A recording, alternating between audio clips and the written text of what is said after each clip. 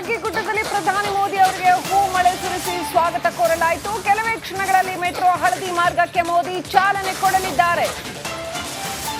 ಪ್ರಧಾನಿ ಮೋದಿ ಅವರಿಗೆ ಹೂ ಮಳೆ ಸುರಿಸಿ ಸ್ವಾಗತ ಕೋರಲಾಯಿತು.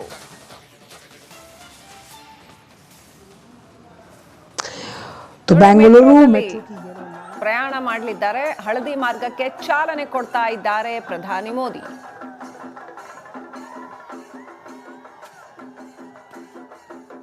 ದೃಶ್ಯಗಳಲ್ಲಿ ನೋಡ್ತಾ ಇದ್ದೀರಾ, ಮೆಟ್ರೋ ಹಳದಿ ಮಾರ್ಗಕ್ಕೆ ಪ್ರಧಾನಿ ಮೋದಿ ಚಾಲನೆ ಕೊಡ್ತಾ ಇದ್ದಾರೆ. ಇವತ್ತಿನಿಂದ ಮೆಟ್ರೋ ಹಳದಿ ಮಾರ್ಗ ಸಂಚರಿಸಲಿದೆ.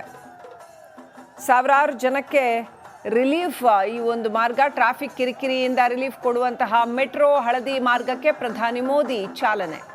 ಮುಖ್ಯಮಂತ್ರಿ ಸಿದ್ದರಾಮಯ್ಯ, ಉಪಮುಖ್ಯಮಂತ್ರಿ ಡಿ.ಕೆ. ಶಿವಕುಮಾರ್ ಕೂಡ ಪ್ರಧಾನಿ ಮೋದಿ ಅವರ ಜೊತೆಗೆ ಇರೋದನ್ನ ಕಾಣಬಹುದು. ಆ ಹಳದಿ ಮಾರ್ಗದ ಡೀಟೇಲ್ಸ್ನ ನೋಡ್ತಾ ಇದ್ದಾರೆ ಪ್ರಧಾನಿ ಮೋದಿ ಅವರು. ಮತ್ತು ಈ ಒಂದು ಮೆಟ್ರೋ ಯೋಜನೆ ಏನಿದೆ ಇದರ ಕುರಿತಾದಂತಹ ಎಲ್ಲ ಡೀಟೇಲ್ಸ್ ಅಲ್ಲಿ ಒಂದು ಸಣ್ಣ ಮಿನಿಯೇಚರ್ ಮಾಡಿಟ್ಟಿದ್ದಾರೆ. ಅದು ಸೇರಿದಂತೆ ಅಲ್ಲಿ ಏನೆಲ್ಲ ಡೀಟೇಲ್ಸ್ ಇದೆ ಈ ಮೆಟ್ರೋ ಹಳದಿ ಮಾರ್ಗದ ಕುರಿತಾಗಿ ಅದನ್ನು ಸಂಪೂರ್ಣವಾಗಿ ವೀಕ್ಷಣೆ ಮಾಡ್ತಾ ಇದ್ದಾರೆ.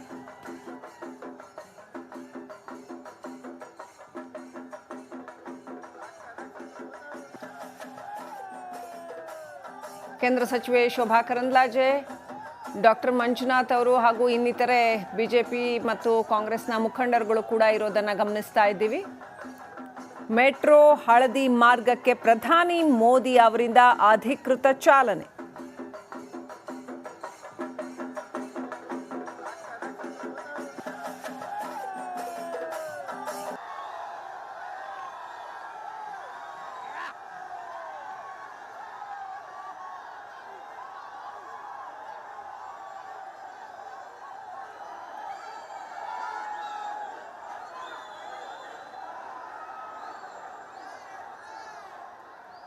ಇವತ್ತು ಇಡೀ ದಿನ ಬೆಂಗಳೂರಿನಲ್ಲಿ ಮೋದಿ ಮೇನಿಯಾ ಅಂತಾನೆ ಹೇಳಬೇಕು. ಪ್ರಧಾನಿ ಮೋದಿ ಅತ್ಯಂತ ಪ್ರಮುಖವಾಗಿರ್ತಕ್ಕಂಥ ಮೆಟ್ರೋ ಮಾರ್ಗ ಹಳದಿ ಮಾರ್ಗಕ್ಕೆ ಚಾಲನೆಯನ್ನ ಕೊಡ್ತಾ ಇದ್ದಾರೆ.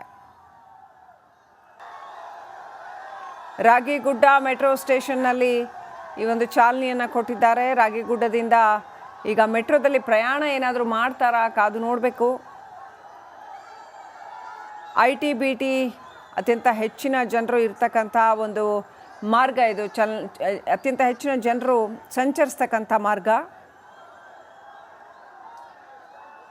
RV ರೋಡಿಂದ ಎಲೆಕ್ಟ್ರಾನಿಕ್ ಸಿಟಿ ಕನೆಕ್ಟ್ ಮಾಡ್ತಾ ಇರ್ತಕ್ಕಂಥ ಮಾರ್ಗ. ಬಹಳ ನಿರೀಕ್ಷೆ ಇತ್ತು ಜನಗಳಿಗೆ ಈ ಮಾರ್ಗ ಆದಷ್ಟು ಬೇಗ ಆಗಬೇಕು ಅಂತ. ಅತ್ಯಂತ ಶೀಘ್ರವಾಗಿ ಈ ಮಾರ್ಗವನ್ನು ಮುಗಿಸಿ ಪ್ರಧಾನಿ ಮೋದಿ ಬಂದು ಅದನ್ನೀಗ ಉದ್ಘಾಟನೆ ಮಾಡಿದ್ದಾರೆ.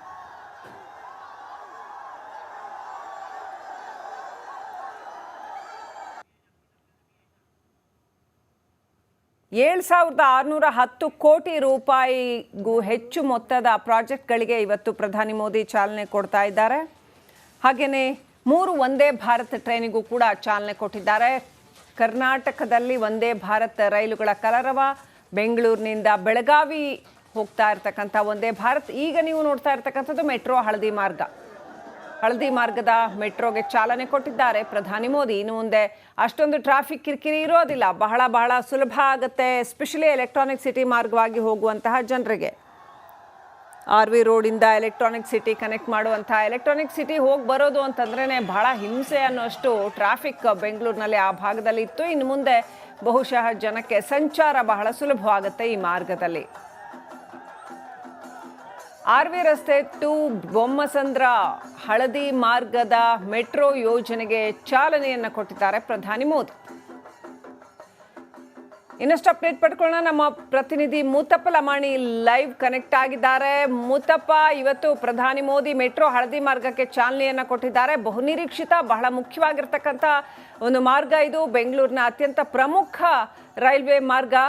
ಏನೆಲ್ಲ ಡೀಟೇಲ್ಸ್ ಇದೆ, ಎಷ್ಟು ಜನಕ್ಕೆ ಇದರಿಂದ ಅನುಕೂಲ ಆಗುತ್ತೆ, ಎಷ್ಟರ ಮಟ್ಟಿಗೆ ಇದು ಜನೋಪಯೋಗಿ ಯೋಜನೆ, ಜೊತೆಗೆ ವಂದೇ ಭಾರತ ಟ್ರೈನ್ಗಳಿಗೂ ಕೂಡ ಚಾಲನೆ ಕೊಟ್ಟರಲ್ಲ, ಆ ಬಗ್ಗೆನೂ ಕೂಡ ಹೇಳ್ತಾ ಹೋಗಿ.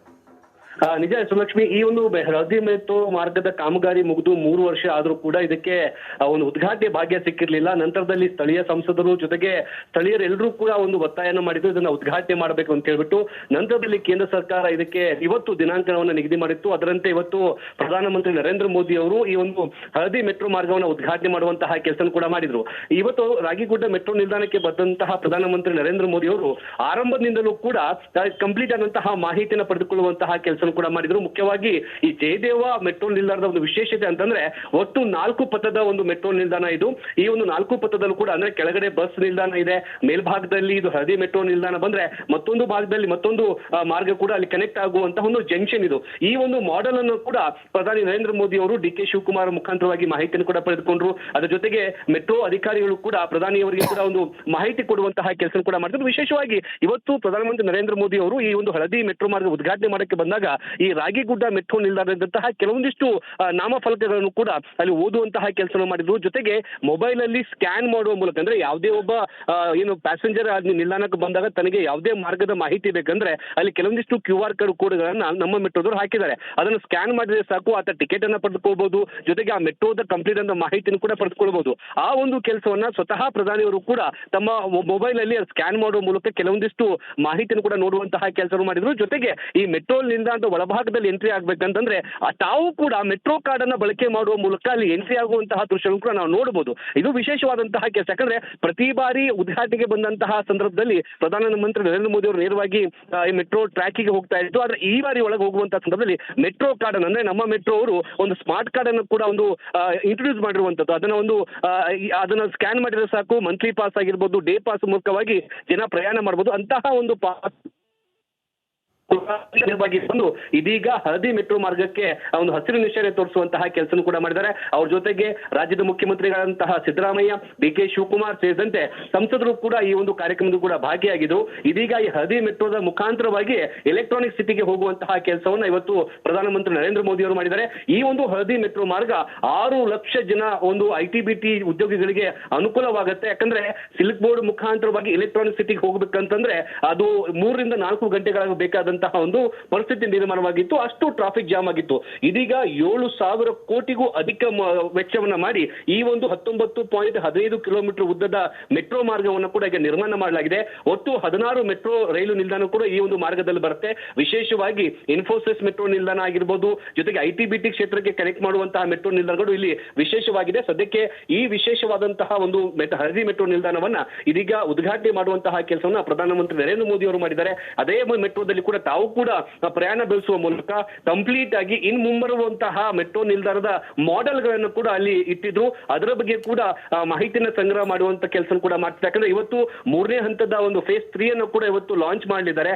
ಆ ವಿಚಾರಕ್ಕೆ ಸಂಬಂಧಪಟ್ಟಂತೆ ಕೂಡ ಅಧಿಕಾರಿಗಳು ಮಾಹಿತಿ ಕೊಡುವಂತಹ ಕೆಲಸ ಕೂಡ ಮಾಡಿದ್ರು. ನಾವು ಮತ್ತೊಂದು ದೃಶ್ಯಾವಳಿ ನೋಡ್ತಿರಬಹುದು. ವಂದೇ ಭಾರತ್ ಟ್ರೈನ್ ಅನ್ನ ಉದ್ಘಾಟನೆ ಮಾಡುವಂತಹ ಸಂದರ್ಭದಲ್ಲೂ ಕೂಡ ಪ್ರಧಾನಿ ನರೇಂದ್ರ ಮೋದಿ ಅವರು ಆ ಟ್ರೈನ್ ನ ಒಳಭಾಗದಲ್ಲಿ ಹೋಗಿ ವಿದ್ಯಾರ್ಥಿಗಳನ್ನ ಮಾತನಾಡಿಸುವಂತಹ ಕೆಲಸ ಮಾಡಿದ್ರು. ಪ್ರಯಾಣಿಕರನ್ನು ಕೂಡ ಮಾತನಾಡಿಸುವಂತಹ ಕೆಲಸ ಮಾಡಿದ್ರು. ಯಾಕಂದ್ರೆ ಹುಬ್ಬಳ್ಳಿ ಮಾರ್ಗವಾಗಿ ಬೆಳಗಾಂಗೆ ಹೋಗ್ಬೇಕಂದ್ರೆ ಸಾಕಷ್ಟು ಸಮಯ ತೆಗೆದುಕೊಳ್ತಾ ಇತ್ತು.